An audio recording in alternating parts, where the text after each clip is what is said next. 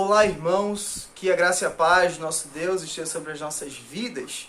Nesse momento nós vamos pensar um pouquinho acerca de algumas coisas. Chegou o momento da gente refletir, principalmente sobre a luz da palavra de Deus. E eu queria lembrar os irmãos de que a Bíblia nos desafia em muitas vezes sobre a nossa confiança no Senhor, sobre a fé que temos nele e sobre o desafio das nossas vidas em descansar em Deus. Sabemos que servimos a um Deus poderoso, que é infinitamente maior e poderoso do que qualquer outra coisa nesse mundo. E somos desafiados exatamente a exercer a nossa fé, a nossa confiança e descansar sempre nele. E é sobre isso que eu queria conversar com os irmãos nesse momento. Queria pedir que você abrisse sua Bíblia lá no livro de Números, capítulos 13 e 14. Nós vamos pensar sobre alguns versículos que esse texto traz para a gente. E a começar do versículo 27 do capítulo 13, a gente vai ler 27, 28, depois vamos para o 31, 32, depois vamos para o capítulo 14. Diz assim, o capítulo 13, versículo 27 e 28. Relataram a Moisés e disseram: Fomos à terra a que nos enviaste, e verdadeiramente mana leite e mel. Este é o fruto dela. O povo, porém, que habita nessa terra é poderoso, e as cidades muito grandes e fortificadas. Também vimos ali filhos de Anak.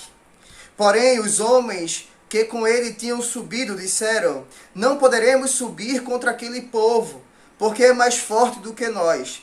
E diante dos filhos de Israel infamaram a terra que haviam espiado, dizendo: A terra pelo meio da qual passamos a espiar é terra que devora os seus moradores, e todo o povo que vimos nela são homens de grande estatura.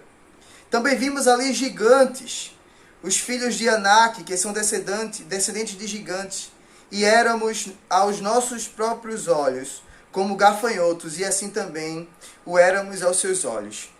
Capítulo 14, versículos de 6 a 9. E Josué, filho de Num, e Caleb, filho de Jefoné, dentre os que espiaram a terra, rasgaram as suas vestes, e falaram a toda a congregação dos filhos de Israel, dizendo: A terra pelo meio da qual passamos a espiar é terra muitíssimo boa. Se o Senhor se agradar de nós, então nos fará entrar nessa terra, e nos dará a terra que emana leite e mel. Tão somente não sejais rebeldes contra o Senhor, e não temais o povo desta terra, porquanto como pão os podemos devorar. Retirou-se deles o seu amparo, o Senhor é conosco, não os temais. Irmãos, esse texto que nós lemos, esses versículos dos 2 capítulos, nos conta exatamente a história de um momento em que Deus desafia o seu povo através da vida de Moisés a olharem e a observarem a terra que ele havia prometido ao povo de Israel. É interessante a gente pensar que antes desses acontecimentos, Deus já havia manifestado o seu poder, já havia manifestado a sua grandeza e o seu amor sobre o povo de Israel de diversas formas, desde o momento em que tirou eles da escravidão do Egito e até o tempo em que protegia eles durante o deserto. E mesmo assim o povo de Israel vinha desobedecendo à vontade do Senhor, vinha criando ídolos para si, vinham se indignando com a provisão de Deus para a sua vida, ao ponto de desejarem novamente voltar para o Egito. E sabe, irmãos, nesse texto que nós lemos, conta-se exatamente a história em que Deus, através de Moisés, convoca 12 homens. 12 homens, um de cada tribo de Israel. E a missão deles era olhar a terra prometida. Eram conferir a promessa que Deus havia feito para a vida de Israel. E para nossa infelicidade, para a tristeza do coração de Deus, dos 12 homens, apenas 2 tiveram uma visão otimista daquilo que Deus havia prometido para eles. Dos 12, 10 chegaram tendo aquele primeiro discurso que nós lemos no texto, dizendo que de fato a terra que Deus havia prometido era a terra que mana leite e mel.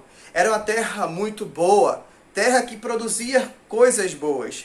Mas essa mesma terra era terra de gigantes, era terra de pessoas de grande estatura, de homens fortes, e essas pessoas iriam nos devorar.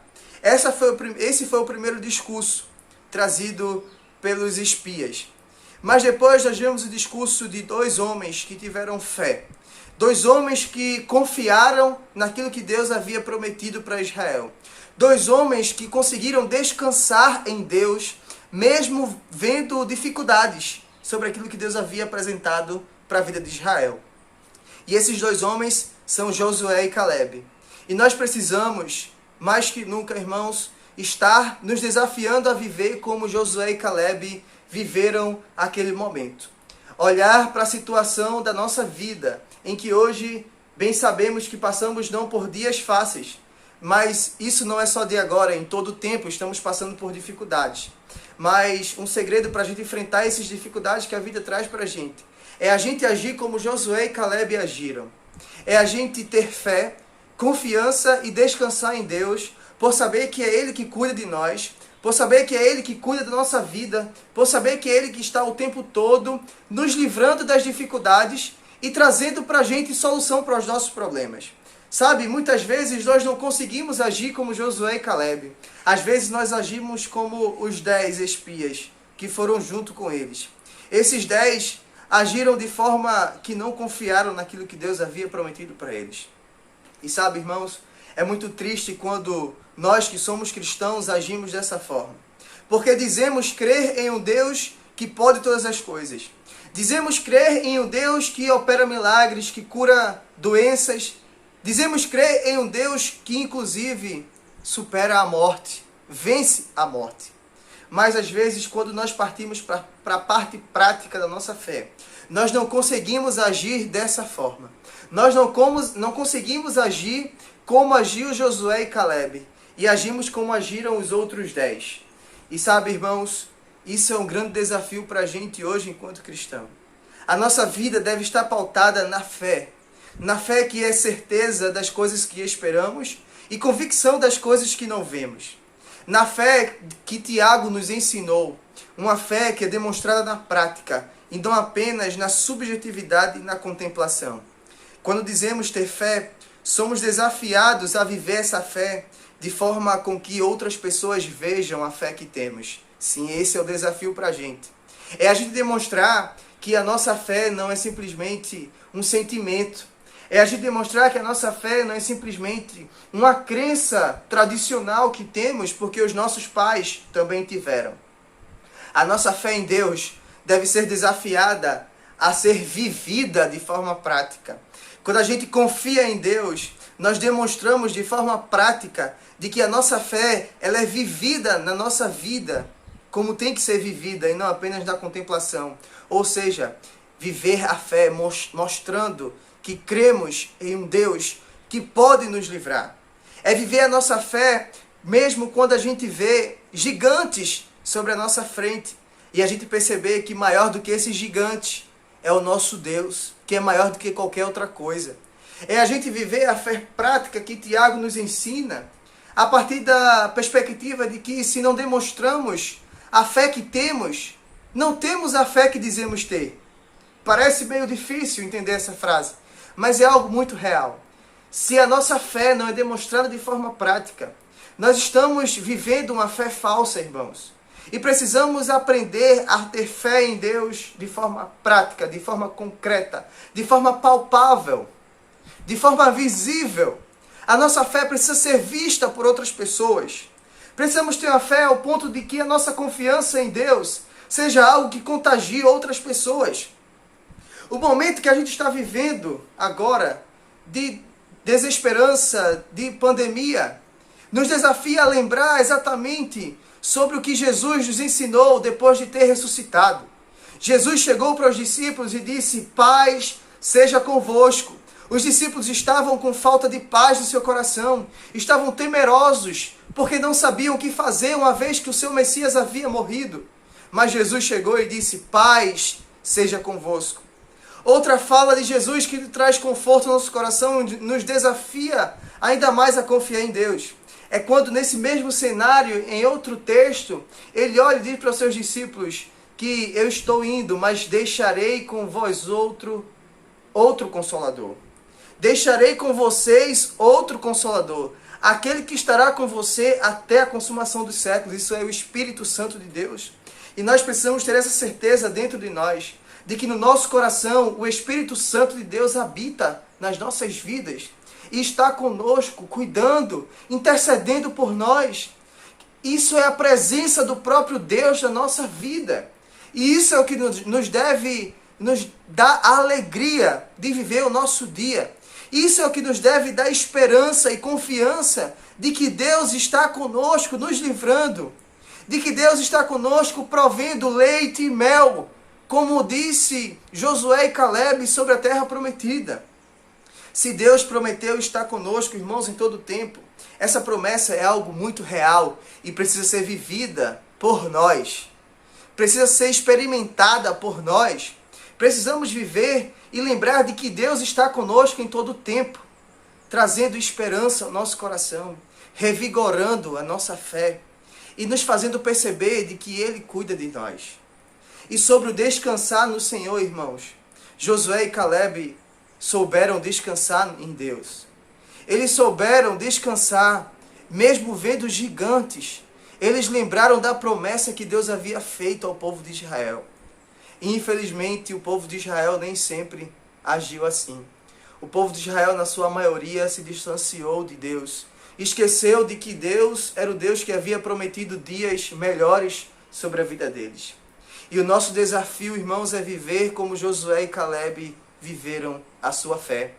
Ter fé de que Deus vai nos dar aquilo que Ele nos prometeu.